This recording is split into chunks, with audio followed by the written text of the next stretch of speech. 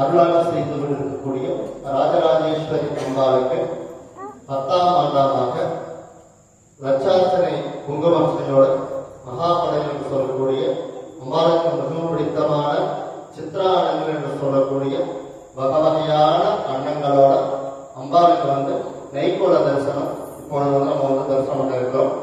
அம்பாளுக்கு ஏன் நெய்கோளம் அப்படின்னா எல்லாத்துலயும் மாறிட்டே இருக்கும். ஒரு பாலை ரொம்பவும் விசேஷமான ஒரு ஜீவராசினா நம்ம கோமாதா சொல்லுவோம். இந்த கோமாதா பாத்தீங்கன்னா நஞ்ச சாப்பிட்டாலும் நமக்கு பாத்தீங்கன்னா அம்மாவுக்கு அடுத்தபடியா நம்ம நம்மளுடைய உலகத்துல ஜீவிக்கிறதுக்கு அவங்களுடைய அந்த பால் என்று சொல்லக்கூடிய அந்த உடம்புல இருக்கக்கூடிய அந்த ஒரு அமிர்தம் இருக்கும். அந்த அமிர்தம் ரொம்ப நமக்கு ரொம்ப புண்ணியமா இருக்கு.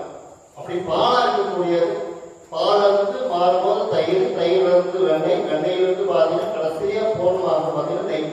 நெய் பாத்தீங்கன்னா எல்லாம் சுத்தமான நெய் கிடவே கிடாது.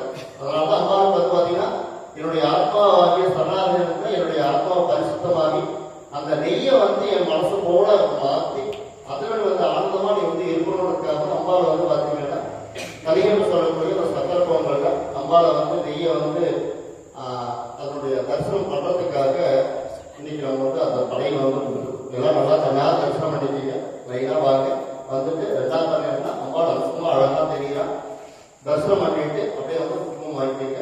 வாங்கிட்டு ஒரு 10 நிமிஷம் அம்பாவுக்கு ஸ்லோகங்கள் பாடிட்டு அதுக்கப்புறம் அம்பாவுடைய அந்த நைவேத்திய பிரசாதமாகவும் தயவு செஞ்சு கீழே சிந்தாம வீட்டுக்கு கொண்டு போங்க. இன்னைக்கு சாப்பிட்டு அதுக்கப்புறம் பிரசாதம் மீன் பண்ணாம எல்லாரும் எடுத்துக்கொண்டு பிரார்த்தனை பண்ணிக்கிறோம். நாளைக்கு அதே போல இன்னைக்கு கொஞ்சம் நாளையா எடுத்து நாளைக்கு சரியா 6 மணிக்கு ஆயுஷ்ணவம் ஆரம்பம் எல்லாரும் கலந்துக்கு